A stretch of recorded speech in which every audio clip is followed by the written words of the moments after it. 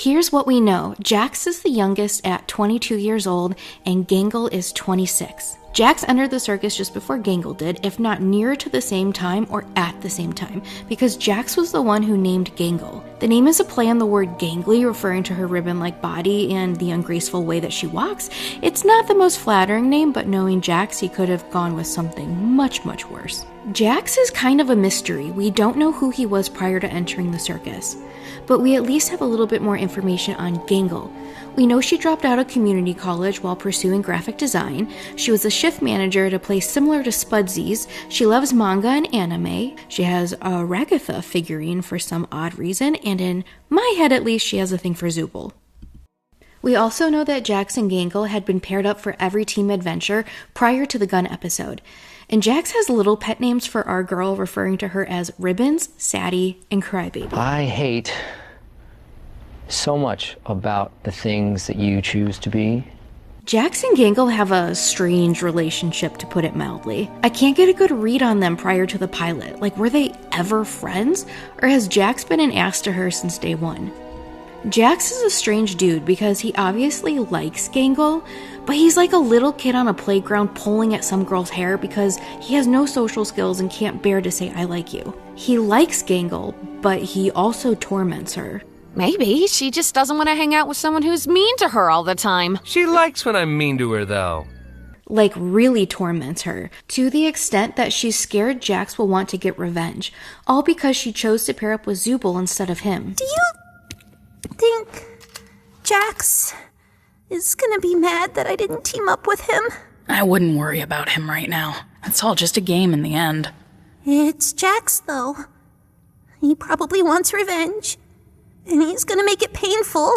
Hey, you deserve better than thinking about him when he's not even here. You're a human. You're not his toy. It sometimes doesn't feel that way. Despite the actual abuse, I do think there's a part of Gangle that likes Jax. Or at least a part of her that sees beyond the mask and understands there's someone broken underneath. Jax screws with everyone, but he goes after Gangle the most likely because she's timid, easily manipulated, and won't fight back. A classic bully, you know? He goes after the small kid, the weak kid. Because despite the bravado, Jax is not a confident guy. It's all smoke and mirrors, and he likely projects his own fears of vulnerability onto her, mocking the mask she wears, which mirrors his own. They both mask, it's just Gangle's mask is visible. In my opinion, Jax sees himself in Gangle, and it pisses him off. He sees Gangle's insecurities as a mirror of his own reflected vulnerability, and he can't stand it.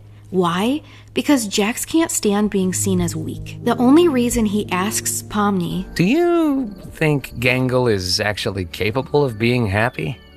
is because he's asking that question about himself. He sees the part of him he hates the most in Gangle, and he goes after her in some weird, twisted act of cruelty. Hurt people, right? The biggest bullies are always the biggest cowards. It doesn't excuse his behavior, but it does give intent behind his actions. Gangle obviously struggles with her mental health.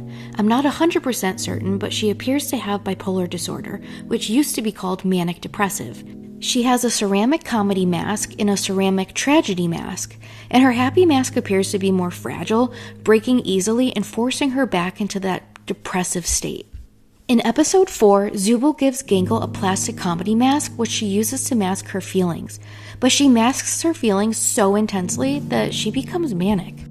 By the end of the shift at Spudsy's, her comedy mask hasn't yet broken, forcing her to physically step outside and scream. The mask, whose purpose was to hide Gangle's emotions, is now suffocating her. Any of my neurospicy friends out there knows exactly what this feels like. Masking is exhausting. Which is exactly why Gangle flings off the mask at the end of the episode, and there's this sense of relief. The scene shifts and everything around her is bright and beautiful. But that's when she trips off the curb and falls into oncoming traffic. Insert Truck-Kun.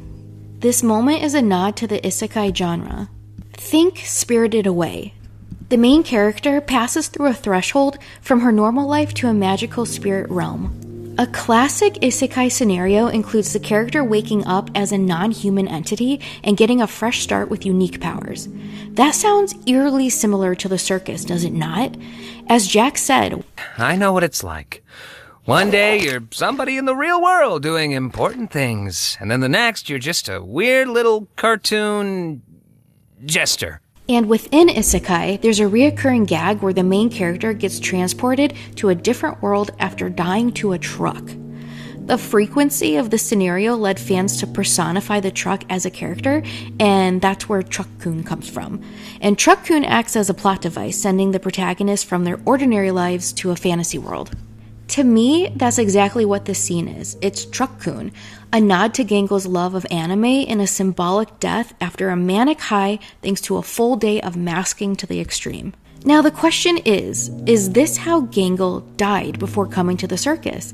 Is she dead? Are they all dead? Now I'll circle back around to this in the final chapter, but for now, let's move on to...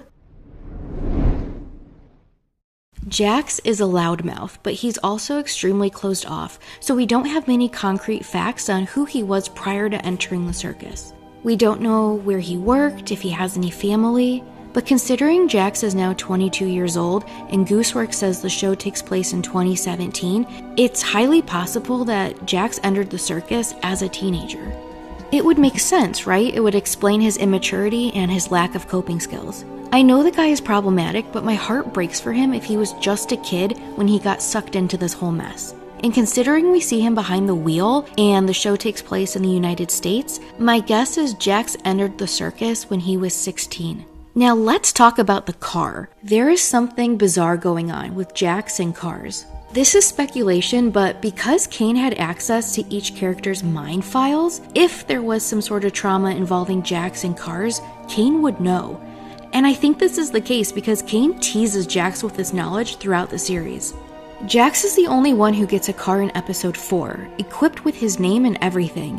And in episode 8, the only thing that falls out of Kane's mouth when he's using Jax as a flossing device is a car. We've also seen Jax driving a car in promotional material, and obviously the most important instance of Jax behind a wheel is during episode 7, during those flashbacks of the real world. A super popular fan theory is that Jax was involved in a serious accident, like a possible hit and run, and ran away from the consequences. This is fitting in so many ways. Jax's avatar is a rabbit, an animal known to flee from everything, and Jax is definitely the type of guy to run away from bad situations. Then we have the fact that there's a children's crossing sign in one of the flashbacks, and you start to wonder, did Jax hit a little girl with his car and flee the scene? His room is a stereotypical little girl's room, and since we all know that the circus members' bedrooms are meant to torture them by showcasing their insecurities, it all fits. So there is a possibility that this is canon, but I want to present you with a different option. What if Jax was running away from something? Not from an accident, but from an abusive home. My proof of this is the following. Regarding the real-world flashbacks, the first two don't seem to take place in a car. There's no headlights, and I think whoever we're seeing is on foot. It then switches to a car and someone driving down a dark road at night. During episode 5, when Ragatha shares her own abuse story, Jax has a peculiar look on his face, almost like he relates. Like his backstory is similar to that of Ragatha's abusive mother. Think about his character. Jax relies on traditional aggressive tropes, such as mocking others, causing chaos, and he proclaims himself the peak of male masculinity. But despite that bravado, Jax's extreme reaction to being feminized, such as when he's put in a maid costume, it suggests a deeply insecure person trying to maintain a tough image. He gets so heated that even Zooble takes note of this. Wait, what's that?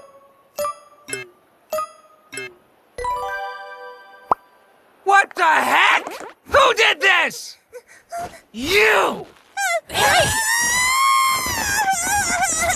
Jax, you're up to bat. I can't, don't wanna, why this though? Seems fitting for you, though. I figured you'd be into this. What does that mean? What's that supposed to mean? I'm just having fun. I forgot you hate fun. I don't want to wear this. I have never seen you this upset about something. Jax, bat! I'm gonna kill you when this is over. And after watching episode 8, we know that Jax's biggest fear is having the people he cares about most seeing his true self and laughing at him for it. Jax doesn't let people in, figuratively and literally. He won't even let the other cast members catch a glimpse of his room. And like I said before, since we know that the circus members' bedrooms are meant to torture them, his bedroom being pink and girly could fit this way as well. Jax's character is also based off of Raggedy Andy, a character who doesn't want to be seen as a girl's toy. I think there's a strong likelihood that the Jax's trans theory is correct. Or at the very least, Jax got bullied for trying to be his true self. I think what we see in these flashbacks is a broken kid running away from himself. There's also the possibility that both theories are correct, that Jax was running away in abusive home life and during this running hit someone with his car. There's also a possibility that that person Jax hit with his car was Gangle. Gangle wanted to be a manga artist, and then something happened, causing her to drop out of college and pursue something practical. What if the reason was a mountain of medical bills? Maybe her body was badly hurt, even tattered, and her ribbon body is a nod to the state she was in after the crash. I do think it's strange that we have two characters closely entwined with each other who both have imagery with vehicles. And the way Truck-Kun makes an appearance during Gangle's torture scene in episode 8 makes it seem like Gangle has an actual fear of being hit by a car, rather than it solely being an anime trope. Could Jax have hit Gangle with his car, somehow causing them both to end up in the circus? Is that why Jax gives Gangle a startled look when she agrees with him in episode 8, when he says that pushing the red button didn't matter?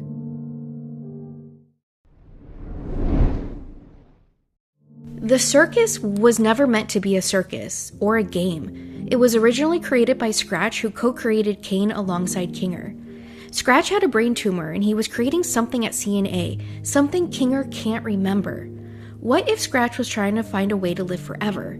There are neural scans of seemingly each character in a discarded file on the desktop, and Kane refers to having access to the character's brain files. Could the characters have been close to death before being uploaded into the circus as a way to live forever? Is this the reason we see so much imagery of Gangle being hit by a truck and also Jax in the car? Was this their fate prior to ending up in the circus? As always, I'd love to hear what you think. The comments are my favorite part about posting a video, and I love how deep you all go with your thoughts. But that's all I have for you for today. Thank you so much for tuning in. Please like and subscribe. It goes a long way in supporting my small channel, and I will see you all in the next one. Take care.